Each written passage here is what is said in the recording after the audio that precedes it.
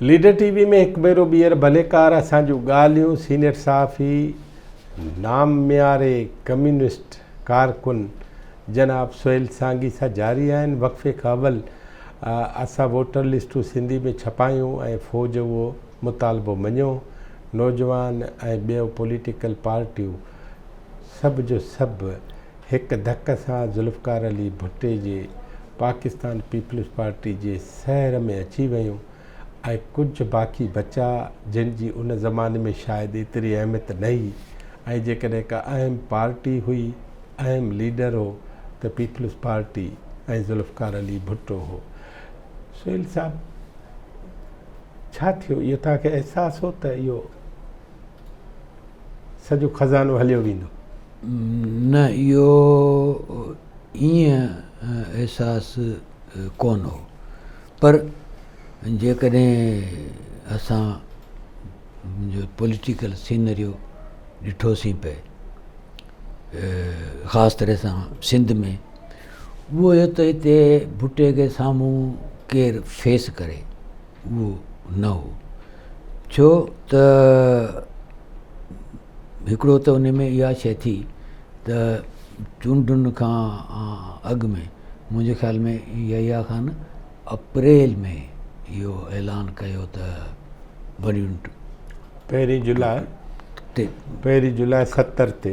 मतिलबु ख़तमु थी वेंदो। 1 जुलाई ते त उन्हनि उन ते इम्प्लीमेंट कयो, पर मुंहिंजो ख़्यालु आहे त इहो 3-4 महीना बैक ठीकु थियो उन्हनि इहो ऐलान कयो त पोइ इहो थियो त इहो सॼो जेको मामिलो आहे, इन मामले में सिंध में कहिड़ो नैरेटिव आहे, नारो आहे, ॻाल्हि आहे जंहिं ते इलेक्शन थी सघे थी। सॼो जेको मामिलो ठहियलु हो उहो त हो वञण जे ख़िलाफ़ु सिंधी ॿोली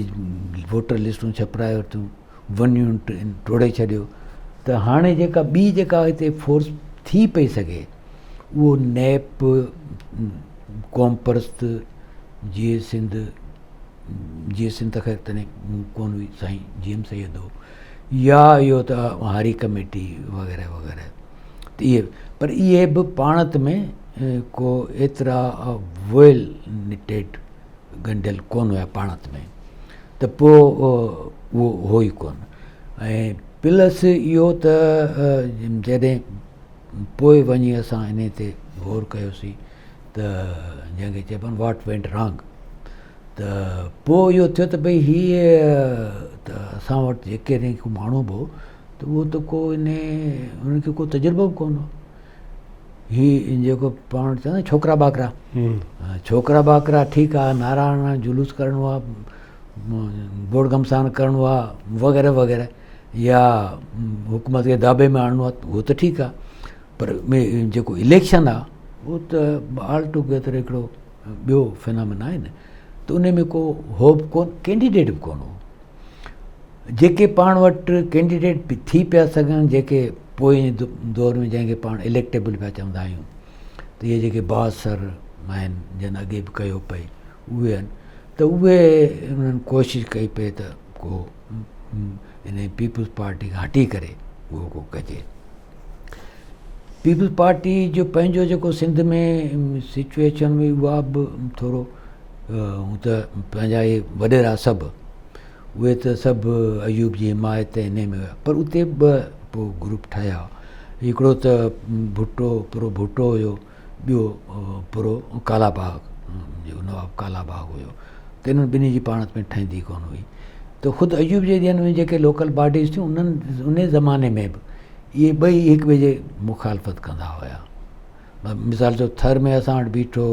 ग़ुलाम रसूल शाह, त उन जे ख़िलाफ़ु बीठो ग़ुलाम वसाण कालाबाग ग्रुप सां हो, ऐं हीअ भुट्टे ग्रुप सां। ख़ैर पोइ बि आख़िर ताईं भुट्टे सां ई रहियो जिलानी साहिबु। लाइक वाइज जीअं पाण हिते कराची में मीर साहब बिजनर साहिबु बीठो, बिजनर साहिबु महमूद हारून जी सपोर्ट सां बीठो, महमूद हारून जेको आहे सो कालाबाग वाले ग्रुप जो, ऐं हू जेको मुंहिंजे ख़्याल में प्राचा हो उनजे साम्हूं, त उहो हुन सां भुटे जे ग्रुप सां वग़ैरह वग़ैरह, त इहो हिकिड़ो हुयो, वॾियूं लाइनूं निकितल हुयूं। त इहो हुनखे साईं जीम सैद पाण सां गॾु करण जी कोशिशि कयईं। पोइ प्लस जेको मथे बि ॻाल्हि जुड़ी उहा कौंसल मुस्लिम लीग, दौलताना, कयूम ख़ान, इहो पीर पगारो, इहे सभु एक्टिव थिया। हिननि इहो कोशिशि कई त असां हिकिड़ो मुल्की सतह ते ठाहियूं। पोइ मुल्की सतह ते त ठीकु आहे, हिकिड़ो ईअं को लूज़ क़िस्म जो हुजे, बाक़ी जेको मुख़्तलिफ़ इलाइक़नि में, डिवीज़न्स में या सूबनि में पंहिंजे पंहिंजे लेखे त उहो कुझु थिए, त उहो हिकिड़ो बीहे। पर ही सिंध में को मज़बूत क़िस्म जो हू अल्टरनेट पेश करे न सघिया। उहो उन बावजूदि बि हिकिड़ी रिज़ल्ट जॾहिं आई सिंध जी, उहा ॾाढी दिलचस्प हुई। दिलचस्प इन द सेंस के भई सिंध में सूबाई असेंबली में पीपल्स पार्टी एब्सोल्यूट मेजॉरिटी न हासिल करे सघी। 60 सीटूं हुयूं, पीपल्स पार्टी खयूं 28। त उन मतिलबु जेकॾहिं इलेक्शन स्ट्रेटजी में या पॉलिटिकल स्पीकिंग इहो चइजे त जहिड़ो कर अधु सिंध हिकिड़ो पई सोचे, अधु ॿियो पई सोचे। त उन में इहो त भई हिकिड़ो वोट बैंक या वोट मौजूदु हुयो, जंहिंखे का बि धुर उनखे मोबिलाइज़ करे ऐं कंसोलिडेट न करे सघी। ऐं साईं जेम सैयद बि पंहिंजी ज़ाहिर त सैयद हिकिड़ो वॾो पॉलिटिशियन हो, हू बि इन खे न करे सघियो। ऐं उनखां मुंहिंजो ख़्यालु आहे त कुझु मिसकैल्कुलेशन ऐं मिसरीडिंग जेका आहे सा उहा थी।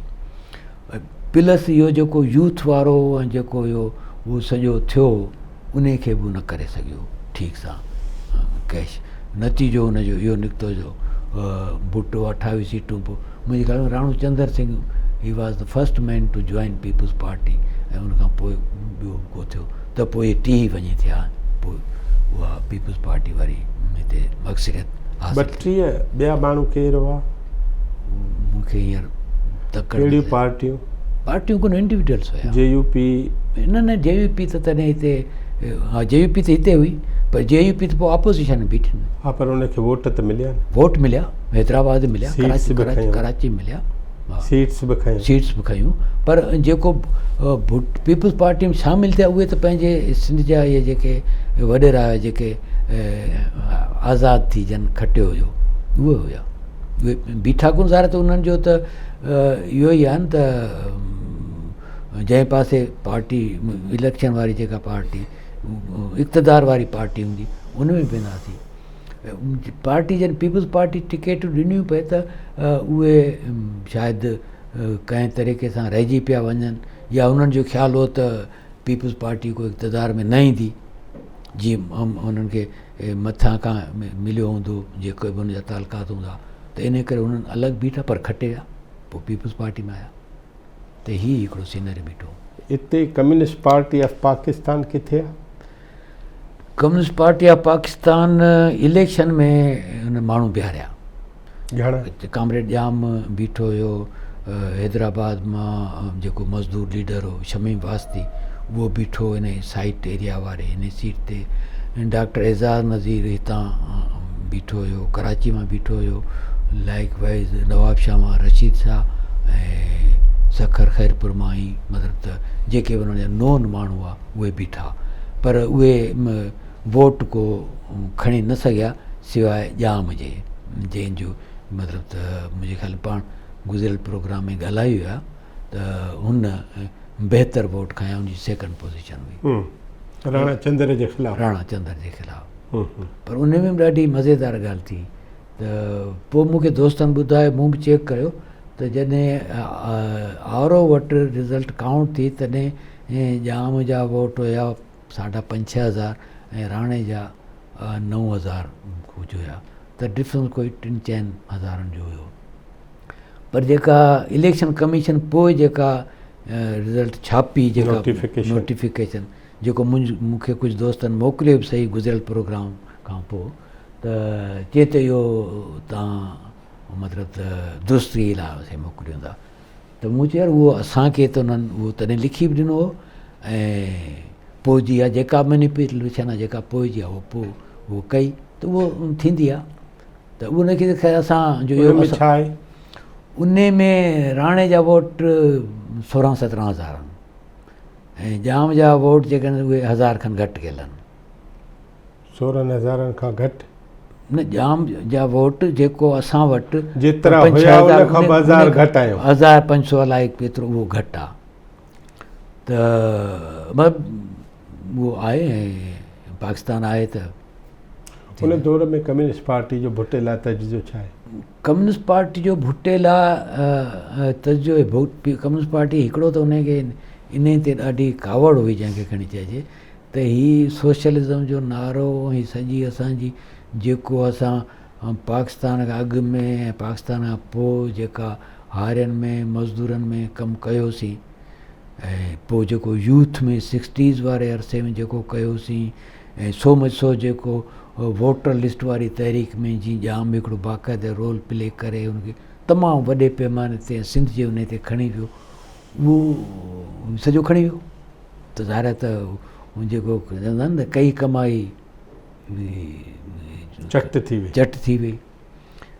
जीअं हारी सोचंदो यार ही मूं सॼी बनी पोखिया खरो थियो जॾहिं कणक निकिती त वॾेरो खणी वियो त इहो ज़ाहिर हिकिड़ो उहो हुयो। ॿियो उन में इहो त भई कम्युनिस्ट पार्टी जो इहो हुयो त भई हीउ भुटो जेको आहे सो अमरीकन आहे अमरीकी माण्हू आहे बल्कि चए अमरीकी एजेंट आहे। उन में उन्हनि जेका लाइन ड्रा कई पए उहो कई पए जेका हुई ताशकंद था वारी जंहिंजे लाइ भुटे साहिबु इलाही सारो चयो त मूं वटि राज़ आहे ऐं राज़ आहे उहो कॾहिं राज़ आयो बि कोन त उहो हुयो त भई हीउ एंटी इंडियनिज़म आहे एंटी इंडियनिज़म अमरीकन्स खे ई सूट थी करे ऐं उते जेको ताशकंद में रूसियन ठाह कराए उन जी मुखालफ़त थो करे ऐं प्लस हीअ असांजा कयल कमाई बि इहो लोड़े वियो ऐं प्लस इहो त इलेक्शन में जेको उन माण्हू बीहारिया उहे ई वॾेरा आहिनि सवाइ को एकड़ ॿेकड़ को हूंदा त उहे त ठीकु न आहे त उनजो इहो हुयो पर इहो मतिलबु पोइ इहो जी सिचुएशन आहे मतिलबु हाणे जेको मां सोचां थो त इहो तजो एतिरो सही न हो ऐं इहो मतिलबु त पोइ जा बि कुझु जेके वाक़िया आहिनि उन में बि इहो अचे थो त इहो पूरो तजो न हो ठीकु न हो बल्कि पोइ त जॾहिं भुटो पावर में आयो उनखां पोइ बि पार्टी हिकिड़े अरसे ताईं भुटे जे ख़िलाफ़ु ईअं जी बीठी रही त पोइ जो जेको शयूं थियूं उन में ख़ुदि जेका सोवियत पार्टी हुई हुन बि चयो त तव्हांजो इहो तजो ठीकु न आहे त ऐं सो जो उन्हनि जो हिकिड़ो जेको न्यू टाइम्स हिकिड़ो वीकली निकिरंदो उन में पूरो हिकिड़ो आर्टिकल छपियो जेको भुटे जे हक़ में हो भुटे जी नेशनलाइज़ेशन इन हक़ में सॼो इहो हुयो त उहो हिकिड़ो हुयो पर पार्टी जो इहो ख़्यालु हो त न ही ग़लति आहे त इन ते ख़ुदि असांजो इहो त भई रूसी कम्युनिस्ट पार्टी करे छा थी इहो जेको रूसी जेके सोवियत गवर्नमेंट आहे इहो करे छा थी सम्झे ई कोन थी त बहरहाल उहो हिकिड़ो उन्हनि जो हिकिड़ो हुयो पर हिकिड़ी ॾाढी इंट्रस्टिंग शइ आहे त भुट्टो कीअं इक़्तदार में अचे थो उहो त ठीकु आहे उनखे पाण पासे रखो भुट्टो हिकिड़ो दफ़ो इक़्तदार में आयो आहे पोइ हुन जेको प्रोसेस शुरू कयो आहे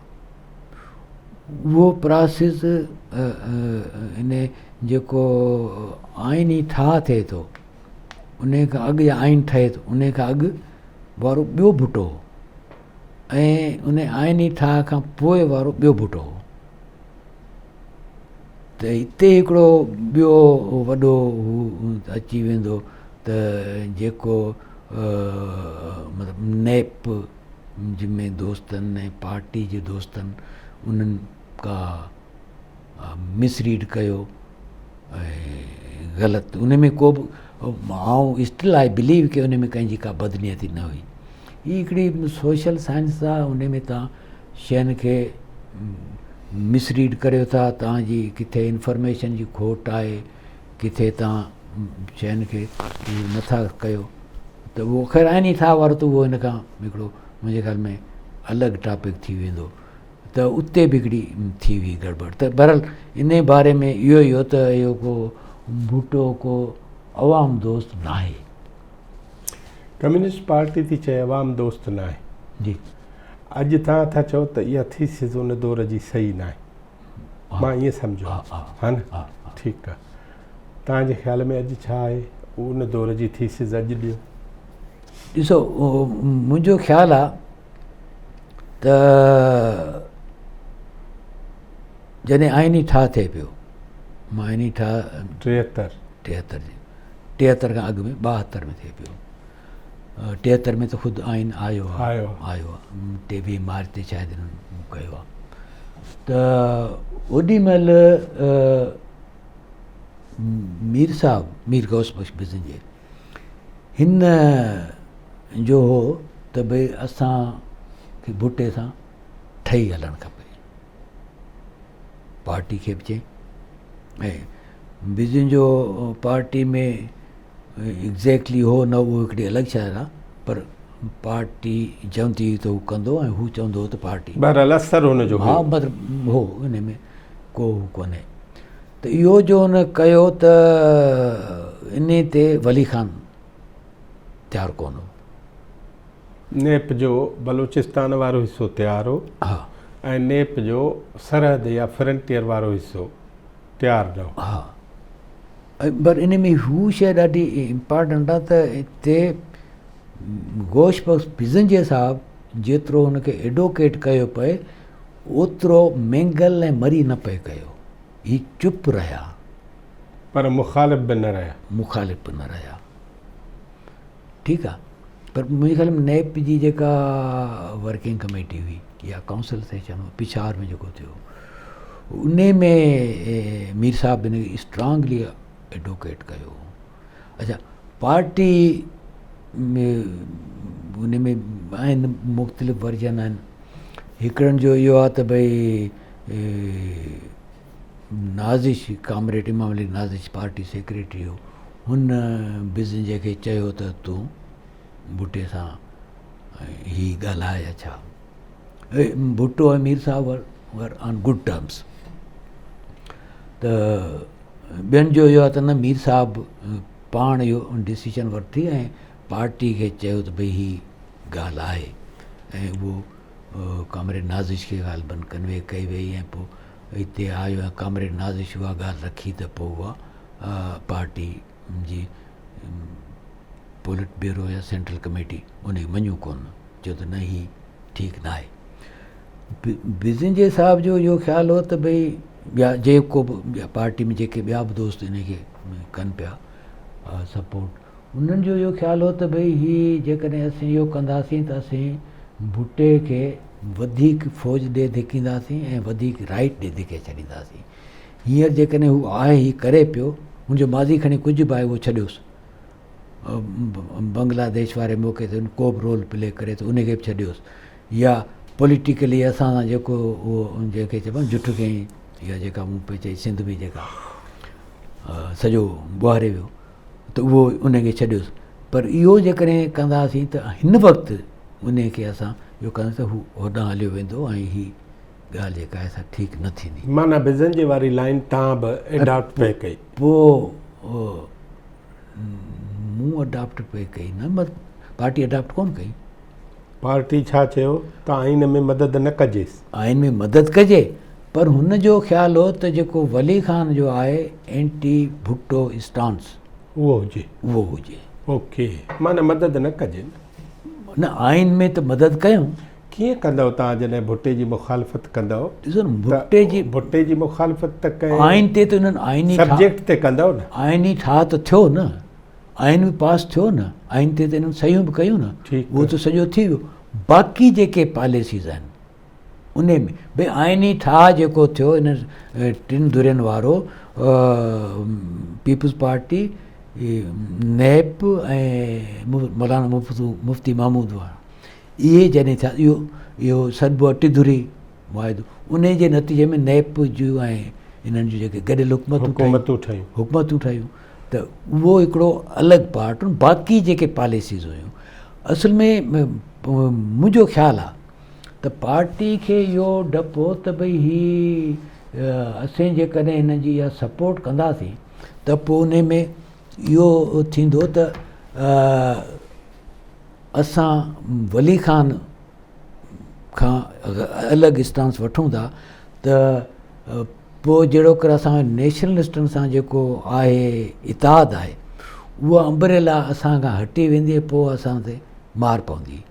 जेका अर्ली 50s में पार्टी बंदिश पई, माण्हू गिरफ़्तार थिया वग़ैरह वग़ैरह, पूरो जेको एक्शन थियो त इहो उन्हनि खे हिकिड़ो डपु हो जेको मूं बि जेको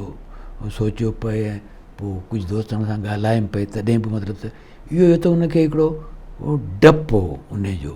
त हुनजो भई ठीकु आहे रूसी त भली पिया चवनि पर सुभाणे रूसी ते बचाइण त कोन ईंदा न, असांजा जॾहिं पादर लॻंदा, या इहो त भई मीर साहिबु ठीकु आहे, ठीकु माण्हू आहे, पर ॻाल्हि इहा आहे त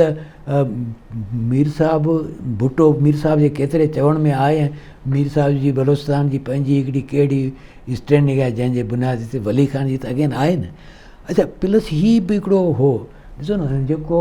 सिंध में कम्युनिस्टनि जो ऐं क़ौम परस्तनि जो नैप में जिम सैद नैप में बि जो वॾे अरसे ताईं इतिहादु रहियो, त उन में बि हिकिड़ो बैड एक्सपीरियंस थियो। सैयद जी ऐं हिननि जी जेका उहो ख़ैर अगेन हिकिड़ो बिल्कुलु अलॻि मौज़ू थी वेंदो त क़ौम परस्तनि जो ऐं कम्युनिस्टनि जो सिंध में जेको इख़्तिलाफ़ ऐं लव हेट अफेयर कीअं रहियो उहो हिकिड़ो अलॻि बहस थींदो, पर एनीवे त उन में बि इहो एक्सपीरियंस हो त हिते असां अगेन असां मुल्की सतह ते अकेला थी वेंदासीं, ऐं जॾहिं त हाणे त बंगाल बि असां सां कोन्हे, त इहो हिकिड़ो कॉम्प्लेक्स हुयो जंहिंजे करे मीर साहिब जी लाइन सही हुजण जे बावजूदि बि हुनखे पार्टी अपोज़ कयो, बल्कि मीर साहिब खे त असां चवंदा हुआसीं बाबाए मुज़ाकरात उहो, ऐं असां हिते कराची में मिलिया हुआसीं 4-5 ॼणा हुआसीं, पेंशन नेशनल स्टूडेंट फेडरेशन जा हुआसीं, ॾाढो जहिड़ो कयो होसीं, त उन जी ॻाल्हि ॾाढी भली चई, चवंद बेटा ये आपको पता है सियासत क्या है, तो अलाए कहीं असां चई मीर साहब कम से कम वो तो नहीं है जो आप कर रहे हो, तो उन्होंने चो ठीक है लेकिन आप समझो कि आपका एक बंदे की तरफ अठनी है, अठन आयन, अगला आपको चवनी दे रहा है, तो आप क्या करते हो, नहीं हमें तो अठनी चाहिए, तो उसने आगे बढ़ाए, आपने उन हथ खड़ी कि आपने यूं मारा, वो चवनी आपसे भी गई उससे भी गई और झगड़ा शुरू हो गया। तो भाई पहले जो चवनी ले लो वो डालो जेब में, फिर कहोगे बाकी कहाँ है, तो पॉलिटिक्स तो ये होती है। वो ॾाढो मतिलबु हिकिड़ो पंहिंजी नोयत जो माण्हू, ऐं पोइ असांजी ॻाल्हि यादि आई त ॻाल्हि बि सही। सो पाण जनाब सोहेल सांगी साहिब सां असांजूं ॻाल्हियूं जारी आहिनि, ऐं मूं सुवालु रखी छॾियो आहे त पीपल्स पार्टी उन दौर खां वठी अॼु ताईं हाणे उनखे लॻे कीअं थी, ऐं ख़ुदि असां बाक़ी पार्टियुनि ते बि साईं सां ॻाल्हाईंदासीं। असां सां गॾु रहिजो।